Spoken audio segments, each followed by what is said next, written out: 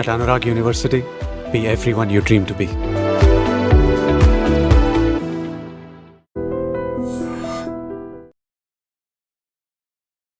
నమస్కారం, మీరు చూస్తున్న ఐ డ్రీమ్. నేను మీ కీర్తి.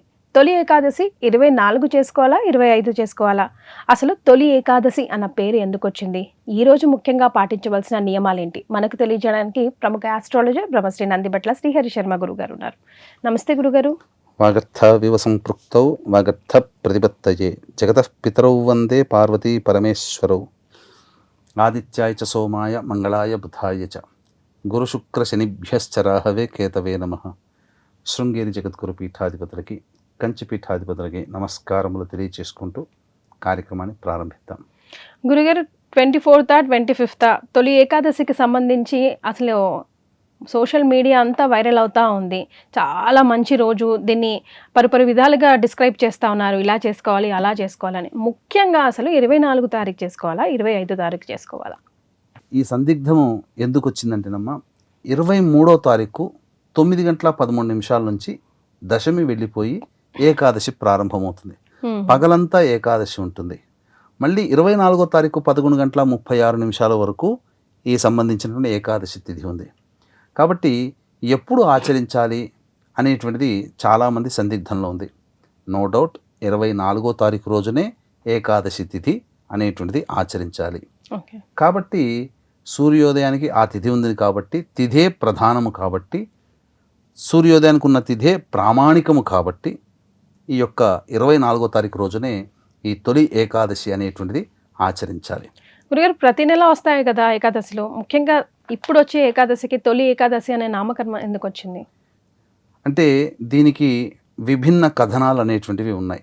ముఖ్యంగా దక్షిణాయనము ప్రారంభమైన తదుపరి వచ్చే మొట్టమొదటి తొలి పండుగ కాబట్టి దీన్ని తొలి ఏకాదశి. ఇప్పుడంటే ఏకాదశిని ఎవరు పట్టించుకోవట్లేదు, కానీ 100 సంవత్సరాల క్రిందట మామూలు పండుగలకు ఎంత ప్రాముఖ్యతో అన్నిటికంటే మించి అధిక ప్రాధాన్యత ఈ ఏకాదశులకు ఉంది. దక్షిణాయనం తర్వాత వచ్చేది తొలి ఏకాదశి కాబట్టి తొలి ఏకాదశి. ఇందున శాస్త్ర ప్రకారము, పురాణ ప్రకారం కనుక చూసుకున్నట్లయితే, తాళజంఘుడు అనేటువంటి యొక్క మహారాక్షసుడికి క్రూరుడైనటువంటి మురాసురుడు జన్మించాడు. మురాసురుడు బ్రహ్మ గురించి గొప్ప తపస్సు చేసి మాయాశక్తి ప్రభావం చేత పురుషుడికి జన్మించిన కన్య చేత నేను మరణించాలి అని వరం కోరుకున్నాడు.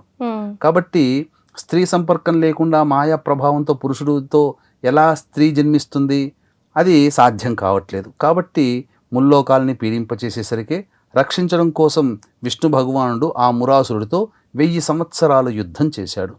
యుద్ధం చేసిన తదుపరి అతనికి అలసట వచ్చి ఒక గుహలో నిద్రపోగా, అప్పుడు ఆయన శరీరము నుంచి ఒక కన్య ఉద్భవించి అప్పుడు ఆ మురాసురుని విష్ణు విల్లును పట్టుకొని సంహరించడం జరిగింది.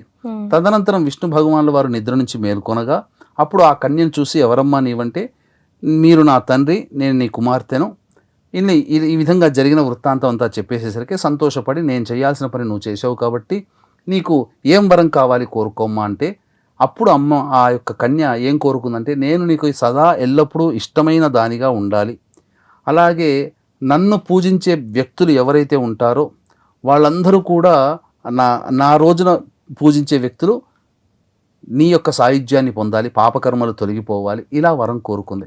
ఇంతటా ఆమెకు ఆ వరాన్ని ఇవ్వడం, ఆమె తొలి ఏకాదశి తిథిగా మారడం, ఇది తొలి ఏకాదశి దక్షిణాయనంలో రావడం. ఈ యొక్క ఏకాదశి కన్యగా పుట్టిన అమ్మాయి ఏకాదశి తిథిగా అవతరించినది ఈ యొక్క సంబంధించిన రోజు కాబట్టి ఇక నుంచి తొలి ఏకాదశిగా అనేటువంటిది ప్రాధాన్యత సంతరించుకుంది.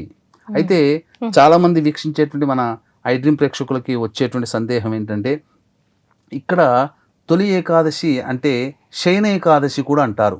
అంటే విష్ణు భగవానుడు నిద్రపోతూ ఉంటే ఇంకా ఆయనని పూజించే సమయం ఏంటి మనకు అని కూడా డౌట్ రావచ్చు. ఇక్కడ దైవము నిద్రపోతుందని కాదు. ఇక్కడ ఏంటనంటే, విష్ణు భగవానుల వారు యోగ నిద్రలోకి ఈ రోజు నుంచి యోగ నిద్రలోకి జారుకుంటారు. పాలకడిల్లులో శేషశయనంపై యోగ నిద్రలో జారుకొని, మళ్ళీ కార్తీక మాసం శుద్ధ ఏకాదశి, పద్మ ఏకాదశి, ఉత్థాన ఏకాదశి అంటారు. ఆ కార్తీక మాసం ఏకాదశి తిథి రోజున అప్పుడు నిద్ర నుంచి మేల్కొంటారు. నిద్రపోయే సమయంలో ఈయనకి పూజలేంటి అని కూడా అంటారు. అంటే దీని అర్థం అది కాదమ్మా. ఈ యొక్క నారాయణునికి ప్రత్యక్ష స్వరూపంగా భావించే సూర్య భగవానుల వారు ఉత్తరాయణం అనేటువంటిది ఈ యొక్క రోజు నుంచి దక్షిణాయనానికి ప్రయాణం చేస్తాడు అని అర్థం ఇక్కడ. కాబట్టి ఆ విధంగా తొలి ఏకాదశి శయన ఏకాదశి అని మనకు చెప్పబడి ఉంది. ముఖ్యంగా ఈ రోజు పాటించవలసిన నియమాలు ఏంటి గురుగారు? ప్రధానంగా ఈ ఏకాదశి పర్వదినాన్ని పురస్కరించుకొని అసలు ఈ ఏకాదశుల యొక్క మహత్యము ఎవరి ద్వారా మనకు సంభవించింది తెలిసింది అనంటే, ధర్మరాజు పాండవులు అందరూ కూడా వనవాసం చేస్తుండగా ధర్మ నిర్ణయాలలో వచ్చేటువంటి అనుమానాలు సందేహాన్ని నివృత్తి చేసుకోవడం కృష్ణ భగవాను ద్వారా తెలుసుకోవడం జరిగింది. కృష్ణ భగవానుల వారు ఈ ఏకాదశుల మహత్యాన్ని ధర్మరాజుకి వ్యాస భగవానుడి సాక్షిగా ఆ యొక్క ఏకాదశి విశిష్టతలన్నీ కూడా తెలియజేశాడు. ఈ తొలి ఏకాదశికి సంబంధించింది కూడా కథనం కూడా మనకు ఉన్నది. వీక్షించేటువంటి ప్రేక్షకులు కూడా ఈ 9 రోజుల వరకు దశమి తిథి వరకు కూడా అనగా 24వ తారీఖు వరకు కూడా వారాహి అమ్మవారి పూజలు చేసుకొని ఉంటారు. పూజ చేసుకున్నటువంటి వాళ్ళు ఈ యొక్క అమ్మవారి పూర్ణాహుతి చేసుకుంటే మంచిది అని భావించేవాళ్ళు, వారాహి నవరాత్రులు పూజలు చేసి మధ్యలో ఆపేసినటువంటి వాళ్ళు, కోరిక ఉండి నవరాత్రులు చేసుకోలేమని అనుకునేటువంటి వాళ్ళకి సంపూర్ణంగా వారాహి అనుగ్రహం కలగడం కోసం ఎవరైతే ఆర్థిక వ్యాపార సమస్యలతో బాధపడుతున్నారో, సొంత ఇంటి కల కోసం, విద్య వివాహ ఉద్యోగ దాంపత్య అనారోగ్య సమస్యలు, శత్రుబాధలు, ప్రయోగ బాధలు, ఇలాంటి శనిదోష నివారణలు, శనిదోష బాధలతో బాధపడుతున్నారో అటువంటి వారికి ఈ యొక్క తొలి ఏకాదశి రోజున వారి యొక్క సంకల్పం నెరవేరడం కోసమే రాత్రి 9 గంటలకి మన పీఠం ఆధ్వర్యంలో ప్రత్యంగిర, బగలాముఖి, రాజశ్యామల, ధూమావతి వారాహి హోమాదులు జరిపించి పూజ చేసినటువంటి వారాహి మాల ఇవ్వడం జరుగుతుంది. అవకాశం ఉన్నటువంటి వాళ్ళు 25వ తారీఖు రాత్రి 8 గంటల లోపల మీరు స్క్రీన్పై కనిపిస్తున్న నెంబర్కి కాంటాక్ట్ చేసి గోత్రనామాదులు నమోదు చేసుకోవచ్చు. ఇక ఈ యొక్క కృష్ణుడు ధర్మరాజుకు తెలియచేస్తున్నాడు ఏకాదశుల యొక్క విశిష్టత. పూర్వము మాంధాత చక్రవర్తి అంటే శ్రీరాముని వంశంలోని వారు, ఎక్కడో పైన తరంలో ఉన్నవారు, ఆయన రాజ్యాన్ని పరిపాలన చేస్తున్నప్పుడు ఒకానొక సమయంలో దుర్భిక్షం అనేటువంటిది ఏర్పడింది. ఈ దుర్భిక్షం అనగా కరువు కాటకాదులు ఏర్పడి ఇక పంటలు పండక దేశమంతా కూడా కరువు కాటకాలతో ఉంటే అప్పుడు వశిష్ఠుల వారి యొక్క ఉపదేశానుసారమై మాంధాత చక్రవర్తి ఈ తొలి ఏకాదశి వ్రతాన్ని ప్రజలందరి చేత తాను ఆచరించి ప్రజలందరి చేత ఆచరించాడు. ప్రజలందరూ కూడబలుక్కొని ఈ వ్రతాన్ని ఆచరించడం వల్ల ఆ యొక్క దేశమంతా కూడాను సుభిక్షమయ్యింది. అంతేకాకుండా మనం ఈనాడున ద్వాదశ జ్యోతిర్లింగాలలో గృష్ణేశ్వరం అని చెప్పి మనం తెలుసుకుంటాం కదా, నాసిక్ దగ్గరలో ఉంది. ఆ గృష్ణేశ్వరం ఏర్పడడానికి మాంధాత చక్రవర్తి అక్కడ చేసినటువంటి తపస్సు ఫలితంగా అక్కడ ఆ యొక్క పరమేశ్వరుడు అవతరించాడు. కాబట్టి మాంధాత అంటే ఎంతోమంది, అంబరీషుడు కానీ అలాగే బలి చక్రవర్తి కానీ ఎంతోమంది ఇటువంటి ఏకాదశిని ఆచరించి పునీతులయ్యారు. కాబట్టి ఈ రోజున వీక్షించేటువంటి మన ఐడ్రీమ్ ప్రేక్షకులు అందరూ కూడా ఈ యొక్క వ్రతాన్ని ఆచరించి సకల పాప కర్మల నుంచి తొలగించుకునే గొప్ప ప్రక్రియ. సాక్షాత్తు ఏకాదశి తిథే అవతరించినటువంటిది ఈ యొక్క రోజున. కాబట్టి ప్రధానముగా ఈ రోజున ఉదయాన్నే లేచి కాలకృత్యాదులు తీర్చుకొని ఉదయిస్తున్నటువంటి సూర్యుడికి నమస్కారం, సూర్యాష్టకం 6 సార్లు పారాయణం చేయడం, తులసి చెట్టు దగ్గర ఇంట్లో ఆవునేతితో దీపారాధన చేసి లక్ష్మీ సమేత విష్ణు చిత్రపటానికి పూలమాల వేసి విష్ణు సహస్రనామ పారాయణం చేసి తదనంతరం ఆ రోజంతా ఓం నమో భగవతే వాసుదేవాయ, ఓం నమో భగవతే వాసుదేవాయ, ఓం నమో భగవతే వాసుదేవాయ అనే నామాన్ని ఉచ్చరిస్తూ సాయంకాల ప్రదోషకాల సమయానికి మళ్ళీ స్నానం చేయకూడదు సుమా. స్నానం చేస్తే ఉపవాస దీక్ష విరమణ అయిపోతుంది. కాబట్టి స్నానం చేయకుండా కాళ్ళు చేతులు మొహము కడుక్కొని 1 నుంచి 3 సార్లు పుక్కిలించి గాయత్రి మంత్రంతో పుక్కిలించి ఉమ్మేసేసి దేవాలయానికి చేరుకొని స్వామిని దర్శించుకొని స్వామికి అర్చనాది కార్యక్రమాలు జరిపించుకొని అక్కడ కొంతసేపు ఉండి స్వామి నామాన్ని స్మరించుకుంటూ ఇంటికి వచ్చి ఆ రోజు వీలైతే జాగరణ చేస్తే చాలా విశేషము. తదనంతరం మళ్ళీ సూర్యోదయాన్నే మళ్ళీ కాలకృత్యాదులు తీర్చుకొని సూర్యాష్టకం 6 సార్లు, సూర్యునికి నమస్కారం, అర్ఘ్యము, తదనంతరం మళ్ళీ ఇంట్లో ఆ విధంగానే తులసి చెట్టు దగ్గర ఇంట్లో దీపారాధన చేసి లక్ష్మీ సమేత విష్ణు చిత్రపటానికి పూలమాల వేసి లక్ష్మీ సహస్రనామం, విష్ణు సహస్రనామ పారాయణం చేసి తదనంతరం దేవాలయానికి చేరుకొని మళ్ళీ దేవాలయంలో స్వామిని దర్శనం చేసుకొని అక్కడ ఆ యొక్క ఉపవాస దీక్ష విరమించాలి. తదనంతరం దగ్గరలోని అనాథ శరణాలయంలో మానసిక శారీరక వికలాంగులకి, వృద్ధులకి తినే పదార్థాలు లేదా అన్నదానమైనా చేసి తదనంతరం ఇంటికి వచ్చిన తర్వాత ఇంట్లో వండుకున్నటువంటి అన్ని పదార్థాలు శాకాహారం మాత్రమే, అన్ని పదార్థాలు కొద్ది కొద్దిగా తీసి స్వామివారికి నైవేద్యంగా పెట్టి తదనంతరం కుటుంబ సమేతముగా భోజనం చేసినట్లయితే ఈ యొక్క ఏకాదశి వ్రతాన్ని ఆచరించిన పుణ్య ఫలితం దక్కుతుంది.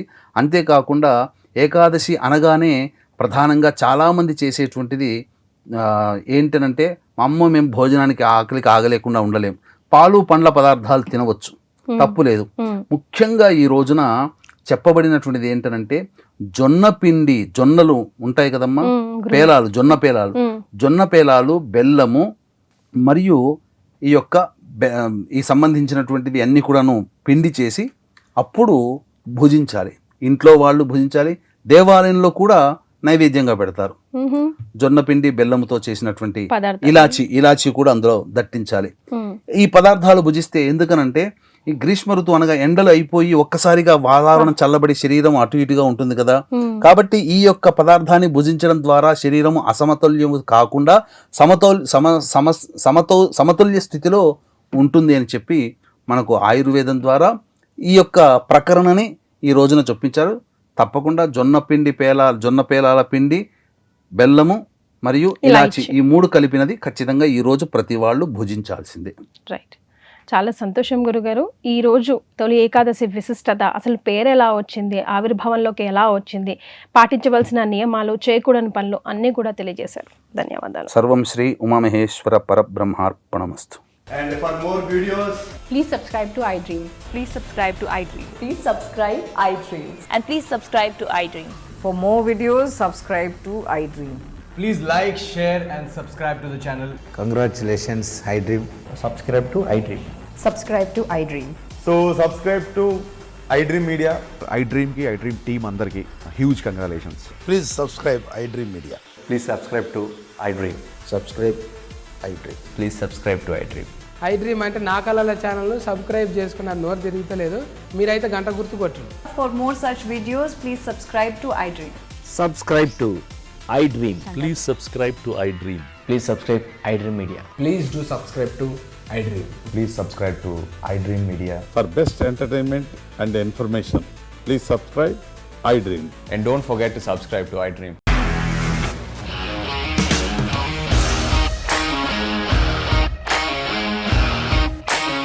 ఇండస్ట్రీలో కమిట్మెంట్ ఇష్యూస్ వస్తే నీకు కూడా వచ్చినట్టు మార్నింగ్ తీసుకెళ్ళాలంటే కొద్ది పడేస్తారు.